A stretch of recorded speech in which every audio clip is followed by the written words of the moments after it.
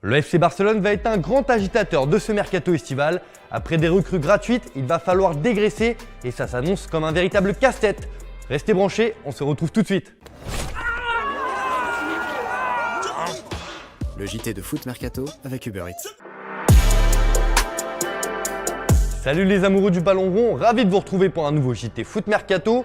On rentre tout de suite dans le vif du sujet avec un dossier qui paralyse toute la Catalogne, la prolongation de Lionel Messi. En fin de contrat à la fin du mois, l'Argentin n'a jamais été aussi proche de continuer l'aventure.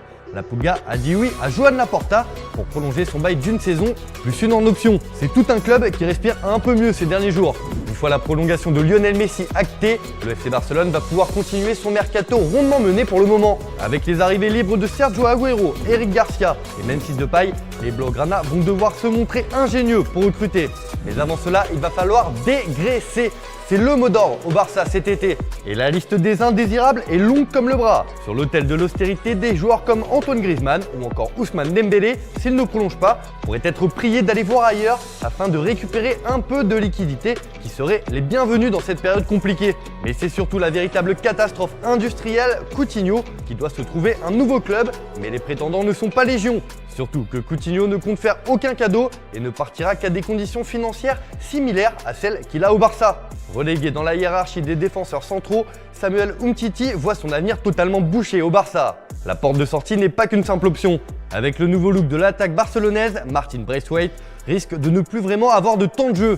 Et le Danois pourrait rapporter une petite somme non négligeable, puisque 4 clubs anglais sont intéressés par ses services. Il s'agit de West Ham, Brighton, Burnley et Norwich. Avec son bel euro, ça devrait aider pour lui trouver un nouveau point de chute. Ces derniers jours, c'est une info pour le moins surprenante qui fait les gros titres. Jordi Alba pourrait filer à l'Inter. Le latéral gauche est courtisé par les Nerazzurri et les champions de Serie A seraient prêts à inclure des joueurs en échange pour arriver à leur fin. C'est Alessandro Bastoni qui pourrait faire le chemin inverse afin de faciliter la transaction entre les deux clubs.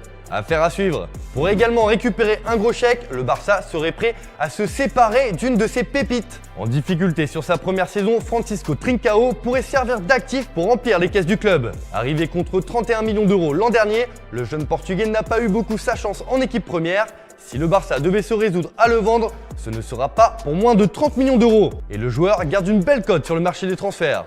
Sinon, dans le centre des arrivées, ça pourrait aussi pas mal bouger puisque le Barça a activé la piste menant, tenez-vous bien, à Adama Traoré.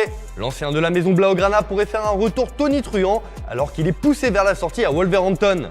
L'Espagnol pourrait faire partie d'un deal où il serait échangé avec Francisco Trincao dont on vient d'évoquer la situation. Justement, c'est la question du jour.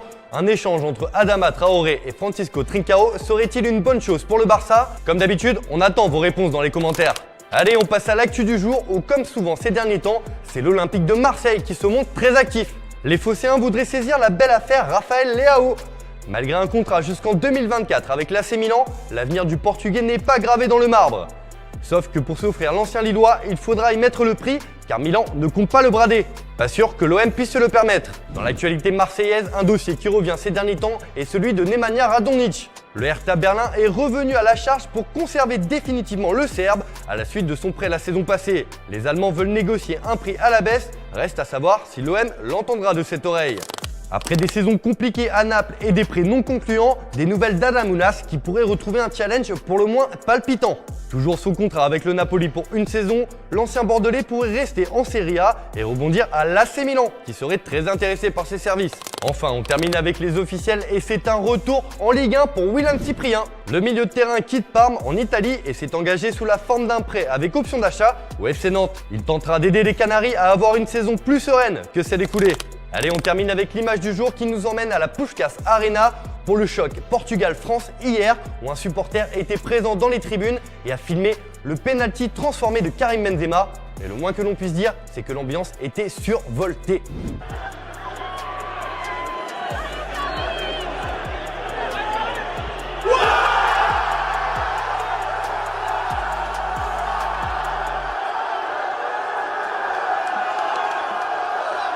Voilà, c'est tout pour aujourd'hui. Merci de nous avoir suivis. On se retrouve dès demain pour un nouveau JT Foot Mercato. Bye bye. Vas-y, fais tourner. C'était le JT de Foot Mercato avec Uber Eats.